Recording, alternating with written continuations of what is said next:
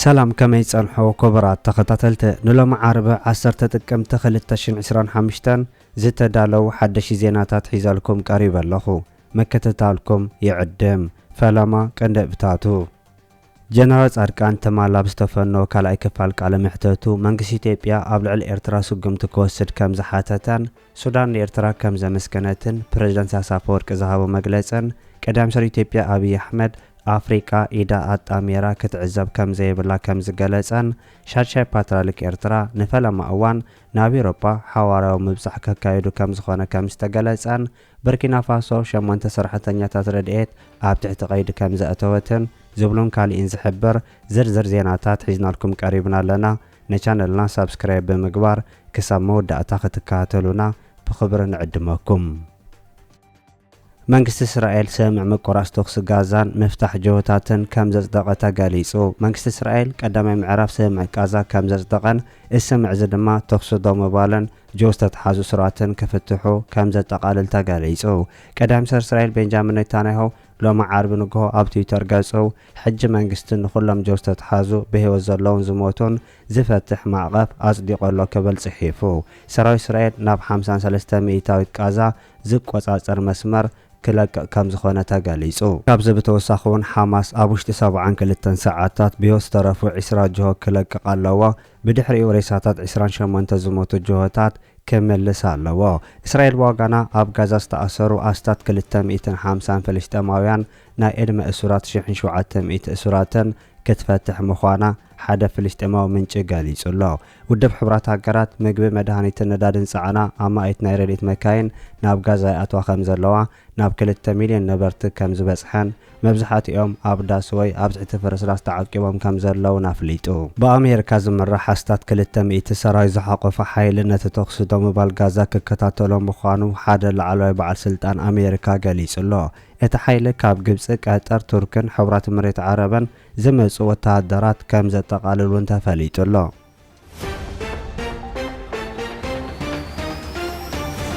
ብርኪና ፋሶ ንሸሞንተ ሰራሕተኛታት ረድኤት ኣብ ትሕቲ ቀይዲ ከም ዘእተወት ተገሊጹ ወተሃደራዊ መንግስቲ ብርኪና ፋሶ ኣብታ ሃገር ብጉልባ ምስራሕ ረድኤት ካልእ ንጥፈታት ከካይዱ ከም ተተሓዙ ንዝተነገረሎም 8 ሰባት ኣብ ትሕቲ ቀይዲ ከም ዘእተው ኣፍሊጡ እቶም ኣብ ሰላያዊ ንጥፈታት ክሳተፉ ምጽንሖም ዝተገለጹ ደቂ ዓዲ ዝርከቦም 8 ሰራሕተኛታት ረድኤት ካብ ሕግታት ናይቲ ሃገር ወጻእ ብምስርሖም ኣብ ትሕቲ ቀይዲ ከም ዝኣተውን ይግለጸሎ 4 ካብቶም 8 ክሱሳት ደቂ ብርኪና ፋሶ ምዃኖም ብኽድዓት ከም ተኸሰሱ እቶም ዝተረፉ 4 እውን ብናይ ስለያ ገበን ኣብ ትሕቲ ቀይዲ ከም ዝኣተው ዜጋታት ፈረንሳ ቼክ ሪፐብሊክን ማሊን ምዃኖምን ምንጭታት እቲ ሃገር ብተወሳኺ ይገልጹ እቶም ኣብ ትሕቲ ቀይዲ ዝኣተው ሰባት ኢንሶ ናይ ትበሃል ናይ ድሕነት ትነጥፍ ዝነበረት ዘይመንግስታዊ ትካል ኣባላት ምዃኖም ክሕበር እንከሎ እታ ማሕበር ብመንግስቲ ካብ ትእገድ 3 ኣዋር ሓሊፉ ከም ዝነበረን ኣባላታ ዛጊድ ኣብ ናይ ስለያ ስራሕ መቐጻሎም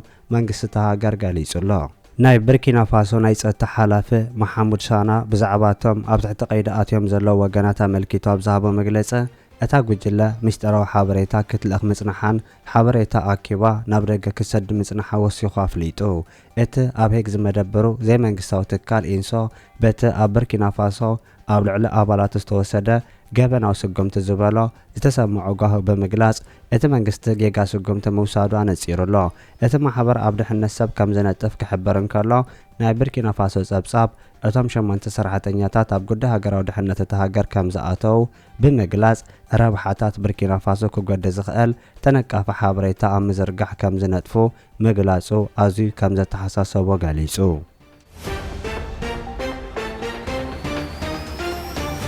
ሻድሻይ ፓትርያርክ ኤርትራ ንፈለማ እዋን ናብ ኤውሮፓ ሓዋራዊ ምብጻሕ ክፍጽሙ ምዃኖም ተገሊጹ ርእሰ ሊቃነ ጳጳሳት ብፁዕ ወቅዱስ ኣቡነ ባሲለስ ቀዳማይ ንፈለማ ግዜ ናብ ኤውሮፓ ብምጉዓዝ ሓዋራዊ ዑደት ከካይዱ ምዃኖም ተገሊጹ ሻድሻይ ፓትርያርክ ኤርትራ ባሲለስ ቀዳማይ ኣብቲ ኣብ ጥልያን ዝተዳለወ ኮንፈረንስ ንምስታፍ ነቒሎም ከም ዘለውን ብተወሳኺ ተገሊጹሎ ካብ ሃገር ወጻእ ንፈለማ እዋን ሓዋራዊ ኣገልግሎት ዝህቡ ከም ዘለዉ ዝጥቀሱ እቶም ፓትርያርክ ካብ 10 ጥቅምቲ ጀሚሩ ን3 መዓልታት ኣብ ጸንሕ ዑደቶ ክጽመዱ ምዃኖምን ምንጭታት ካብ ኣስመራ ይሕብሩ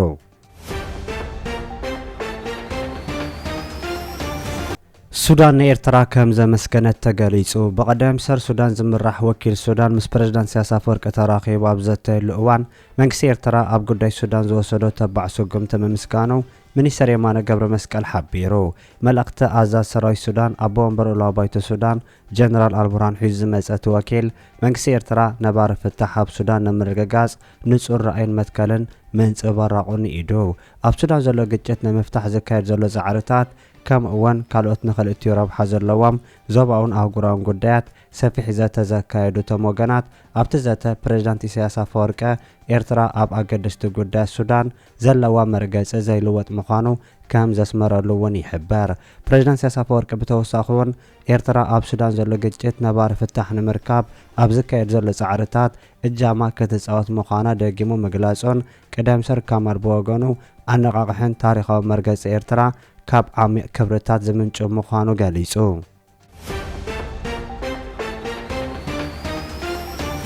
ቀዳም ሰር ኢትዮጵያ አብይ አሕመድ አፍሪቃ ኢዳ ኣጣሜራ ክትዕዘብ የብላን ኢሉ።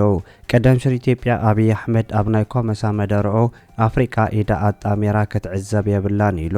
ቀዳም ሰር ኢትዮጵያ አብይ አሕመድ ኣብ መበል 24 ዋዕላ ኮሜሳ ብዝሃቦ መግለጺ ዕቤት ኣፍሪቃ ንምኽፋትን መጻኢ ንምቕራጽን ህዝቢ ዲጂታላዊ ምስጋር ከተካይድ ከም ዝግባእ ሓቢሩ።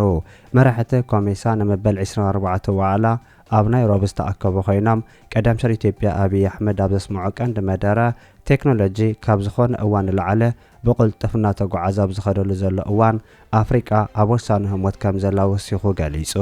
ቴክኖሎጂ ካብ ዝኾነ እዋን ንላዕለ ብቕልጡፍ ይኸይድ ኣሎ፣ ኣህዛብ ከመይ ከም ዝዓብዩ፣ ሕብረተሰብ ብኸመይ ከም ዝራኸቡ፣ ብልጽግና ብኸመይ ከም ዝረጋግጹ ሓድሽ ኣገባባት ይመጽ ኣሎ ዝበለ ተቐዳሚ ሰር ነቲ ለውጢ እዚ ኣፍሪቃ ኢዳ ኣጣሜራ ክትጽበይ የብላን ኢሉ። ኣፍሪቃ ፈጠራን ተፈጥሮ ሃብትን ከምቲ እውንን ዝሓበረ ተቐዳሚ ሰር ሃገራት ምትእስሳርን ብሓበራዊ ዕላማ ምውሳእ ከም ዘድልየን ምሕባር እውን ይንገር ኣሎ። ሃገራት ኣፍሪቃ ሓበራዊ ድሌት ከም ዕብላን ምውሃድ ዝደርኽ ውድድርን ምድጋም ዘይኮነ ምውሃድ ዘቐድም ፖሊሲ ክኸተላን ተነጽሎ ገዲፈን ብሓባር ክሰርሓ እውን ኣስሚሩሉ። ዲጂታላዊ ለውጢ ንቁጠባዊ ታሪክ ኣፍሪቃ ዳግማይ ንምጽሓፍ ፍሉይ ዕድል ዝህብ ምዃኑ ዝገለጸ አብይ አሕመድ ዲጂታላዊ ለውጢ ክረጋገጽ ዲጂታላዊ ህዝባዊ ትሕተ ቅርፂ ክህነጽ ከም ዘለዎን እቲ ለውጢ ሰባት ብሕሱብ ኣገባብ ክፍሊ ዝገብረሉን ኣገልግሎት በቐሊሉ ዝረኽብሉ ዶብ ሰጊሮም ክራኸቡ ዘኽእሎም ክኸውን ከም ዝግባእ እውን ብተወሳኺ ገሊጹሎ። ኤርትራ እውን ኣብቲ መበል 20 ምዃኑ ዝተገለጸ ዋዕላ ኮመሳ ብውክልና ኣምባሳደር ኤርትራ ኣብ ኬንያ በየነ ርእሶም ኣብቲ 21 ኣባል ሃገራት ዘጠቓለል ዋዕላ ከም ተሳተፈት ክፍለጥ ተኻኢሉሎ።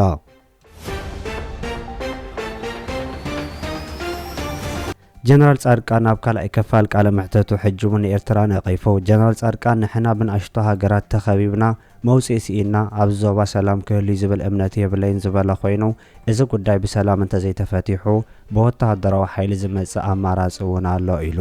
ጀነራል ጻድቃን ኣብዚ ትማሊ ምሸት ዝተፈነወ ካልኣይ ክፋል ቃለ መሕተቱ ጉዳይ ወደብ ኣነ ቅድሚ ሰብ ይደኽመሉ ነይረ፣ ሕጂ ግን ጉዳይ ኩሉ ኢትዮጵያዊ ኮይኑሎ ኢሉ። ኤርትራ ወደብ ክትህበና ድልውታ ኣይኮነትን፣ ምክንያቱ በተደጋጋሚ ዘውፅዎ መግለፂ ምርዳእ ይከኣል እዩ።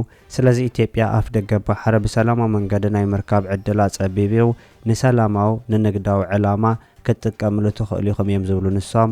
እንተኾነ ግን ናህና ድሌት ልዕሊ እዩ ብምባል ኢሳያስ ሰላማዊ ኣገባብ ኣይቀበልን፣ ኣብ ውሽጢ ኢትዮጵያ እዩ ድእትዩ ድሮን እናመንጮ ንኢትዮጵያ ይሕምስ ኣሎ፣ እዚ ከዓ ቋሚ ጠባዩ ይፈልጠየ ብምባል በዚ ከዓ መንግስቲ ኢትዮጵያ ናይ ሓይሊ ስጉምቲ ክወስድ ዘግድድ እዩ ብምባል መንግስቲ ኢትዮጵያ ልዕሊ ዝስቕ ክብል የብሉን፣ ስጉምቲ ኣብ ልዕሊ ኤርትራ ክወስድ ኣለዎ ኢሉ። ማክሲመም የሚገፉት የኮመርሻል እንትን ልታደርጉ ትችላላችሁ የሚል ነው። ኦብቪየስሊ በኢትዮጵያ መንግስት በኩል ደግሞ ይሄ ብቻ በቂ አይደለም፣ ይሄ ኢትዮጵያን ኢንተረስት አያሟላም፣ ከዛ በላይ ነው ኢንተረስታችን የሚል አመለካከት አለ። እነዚህ ጉዳዮች የኢንተርናሽናል ኮሚኒቲው ዲፕሎማቲክ ፕሬዠር ከተጨመረበት አንድ ውጤት ሊያመጡ ይችል ይሆናል፣ እንጠብቃቸው። ካልሆነ ደግሞ ወደ ግጭትም ሊያመሩ ይችላሉ። ይሄም ዝግ አይደለም። ሁሉ ጊዜ ጦርነት የመንግስታት አንድ የፖሊሲ አማራጭ ነው። መቼ ትመርጠዋለህ ነው እንጂ ሁሌ የፖሊሲ አማራጭ ነው እና ይሄም እንትን አለና አሁን ያለው የኤርትራ መንግስት አንድ ለማለት ፈልጌ የነበረው ነገር ምንድነው፣ የኤርትራ ውስጥ ያለው ሁኔታ በኢሳያስ መንግስት ብቻ ከተለካ እሱ ነው እንትን የሚሆነው። ግን ኤርትራ ውስጥ ብዙ ዴቨሎፕመንቶች አሉ። ይሄ በሰጥቶ በመቀበል የሚያምኑ የፖለቲካ ኃይሎች የተፈጠሩ ነው ያሉት። ሰላማዊ የሆነ ኑሮ እዚህ እንዲኖር የመፈለግ እና አብሮ የመልማት ፍላጎት ያላቸው ኃይሎች እየተፈጠሩ ነው ያሉት። እነዚህን ለጊዜው እናቆያቸው። የኢሳያስ መንግስት ግን አንተ እንዳልከው ትግራይ ውስጥ እኮ ፈጥሮት ያለው ቅንጅት አገር ለማተራመስ ነው፣ ሌላ እንትን የለውም። ከፋኖ ጋር ያለው ግንኙነት ተብሎ የሚነገረው አገር ለማተራመስ ነው። ከእነሱ ጋር ያለው ግንኙነት ይሄን ነው እና ኢትዮጵያ ውስጥ ያለው የውስጥ ትርምስ ድሮን የሚያመነጨው ኢሳያስ ነው። እንደ ሸረሪት ሆኖ ነው ድሮን እያመነጨ ያለው እያተራመሰ ያለው። የኢሳያስ መንግስት ኢትዮጵያ ካልተተራማመሰ በስተቀር እሱ እንደ ሀገር የሚቀጥል መስሎ አይሰማውም። ይሄ ቋሚ ጠባዩ ነው፣ ፖሊሲው ነው ማዳለቅ፣ ግን ቋሚ ጠባዩ ነው። እኔም ስልጣን ላይ በነበርኩበት ጊዜ ሳየው የነበረ ነው። ከወጣሁ በኋላ የማየው ነገር ይሄን ነው። ስለዚህ ይሄ የኢትዮጵያ መንግስት ወደ ኃይል አማራጭ እንዲገባ የሚያስገድድ ነው። አርፎ ቢቀመጥ አንድ ጉዳይ ነው የሚሆነው። የኢትዮጵያን ግዛት ይዞ ዛላምበሳን፣ አይጋን ይዞ ባድመን ምናምን ይዞ ሰዎች እያስታጠቀ ሰው እየላከ በግላጭ ሁሉን ድጋፍ እያደረገ ከፋኖ ከምናምን ጋር ነው ቅንጅት ንፍጠር እያለ ቅንጅት እየፈጠረ ባለበት ወቅት ምንም አይመጣብኝም ብሎ ማሰብ እኔ ትክክለኛ የመንግስት ፖሊሲ ነው ብዬ አላምንም።